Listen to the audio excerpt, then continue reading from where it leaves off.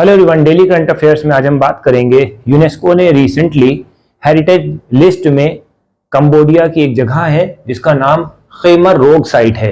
इसको यूनेस्को की heritage list में रखा है। ये क्यों रखा गया है?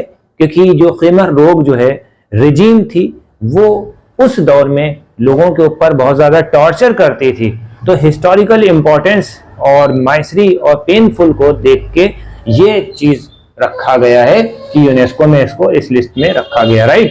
तो ये पॉइंट आपका एक बनेगा। दूसरा पॉइंट क्या है?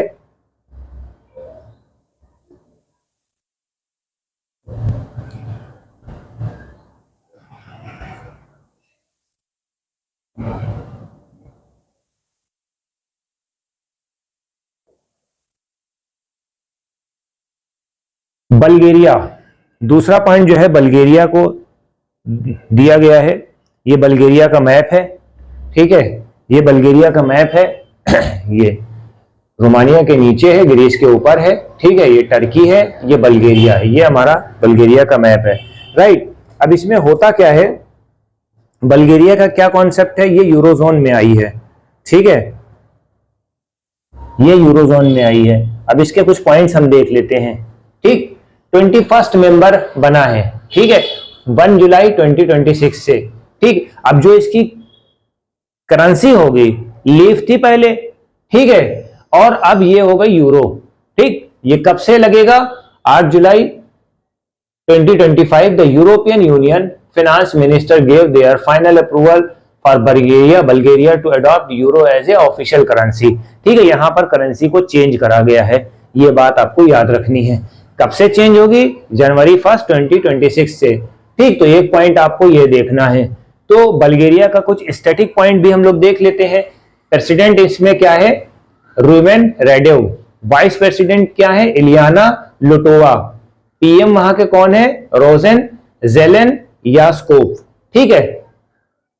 एक पॉइंट ये हो गया। कुछ और देख लेते हैं। यूरोपियन कमीशन के प्रेसिडेंट कौन है? Ursula von der Leyen. इन्होंने बताया कि ये जो है बल्गेरिया के लोगों के लिए बहुत अच्छा रहेगा इकोनॉमिक प्रोस्पेक्टिव से, राइट।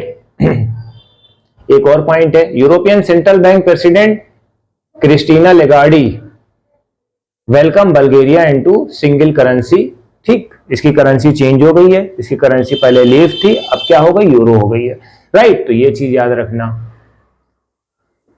तो ये पॉइंट भी आपका हो गया है। एक बार मैप देख लीजिए, ठीक है। ये बल्गेरिया का मैप है। अब हम बात करते हैं डेनमार्क के बारे में। ये डेनमार्क का मैप है, ठीक है। ये डेनमार्क का मैप है। इसमें है क्या? डेनमार्क में जो वहां पर काऊ है या जितने भी एनिमल हैं, ठीक है, उनके कार्बन एमिशंस होते हैं एक्सक्रेशन से, ठीक है। इस वजह से वहां पर जो है इसके लिए एक्सक्रेशन के ऊपर जो है टैक्स लगाया गया है, ठीक है। CO2 बहुत ज्यादा प्रोड्यूस होती है, ग्लोबल वार्मिंग के लिए, ग्लोबल वार्मिंग के प्रोस्पेक्टिव से बहुत ज्यादा नुकसानदेह है। तो ऐसा करेंगे कि जो जितना भी इनका एक्सक्रेशन निकलेगा उसको हम दूसरी चीजों में इन्वेस्ट करेंगे, ठीक है। ये कॉन्सेप्ट है, ठीक है। बहुत अच्छा कॉन्सेप्ट लेके आए हैं। देखते हैं भाई क्या है। Denmark the worst carbon emission tax target for. Carbon emission जितना भी हो रहा है, जितने भी कैटल से कार्बन इमिशन हो रहा है, उसको हम रिड्यूस करेंगे उनके ऊपर टैक्स लगा के, ठीक है।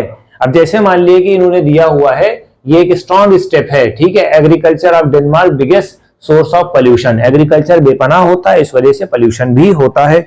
तो इस वजह से ये चीज कॉन्सेप्ट में ये लोग लेके आए हैं। दूसरी बात, ठीक है, कंट्री जो है एक्सपोर्ट करती है डेयरी प्रोडक्ट और पोर्क का, ठीक है। तो इस वजह से यहां पर बहुत ज्यादा डेयरी प्रोडक्ट और पोर्क, ठीक, पैदावार होती है। अब इसमें इन्होंने क्या कहा? टैक्स कितना लगाया जाएगा? एक काऊ पे 670 करोन, ठीक है। करोन वहां की करेंसी है, ठीक है, यानी कि $96। $96 अगर हिंदुस्तान के उससे बात करते हैं तो 10,000 रुपए एक काऊ का। अरे बाप रे बाप, बहुत जबरदस्त लगा दिया टैक्स। कब से स्टार्ट करेंगे? 2023 से लगाएंगे। क्यों लगाना है भाई? कि ग्रीन हाउस गैसेस प्रोड्यूस हो रही है, ठीक है। अब यही जो पैसा होगा वो हम इन्वायरमेंटल प्रोटेक्शन में लगाएंगे, ये कॉन्सेप्ट है इनका, ठीक है, ये चीज आपको याद रखनी, मेंस के आंसर राइटिंग में भी बहुत तगड़े से आप लिख सकते हो। Bigger deal that included 40 billion crore, ठीक है, into the project to fix the environment, ठीक है, एनवायरनमेंट अगर इधर से प्रॉब्लम होगा हम टैक्स लगाएंगे और फिर नई चीज हम क्रिएट करेंगे ताकि एनवायरमेंटल डैमेज ना हो, राइट, ये चीज है, बहुत अच्छा है। Tax will begin 300 crore per ton of CO2 equivalent emission from animal in 2030 and rise to 750 crore by 30, बाद में इसको और बढ़ा दिया जाएगा। इसके वजह से जो है tax 60% tax break will be given at first and bringing the actual charge down to 120 crore per ton इन 30, ठीक, तो ये चीज आपको देखनी होगी। इनके जो मोनार्क है फ्रेडरिक 10 है और इनके पीएम का नाम मैटी फ्रेडरकेसन है, ठीक है। तो हमारी वीडियो कैसी लगी, ज्यादा से ज्यादा इसको लाइक करें, कमेंट करें, बहुत इंपॉर्टेंट टॉपिक है ये दोनों तीनों। Thank you.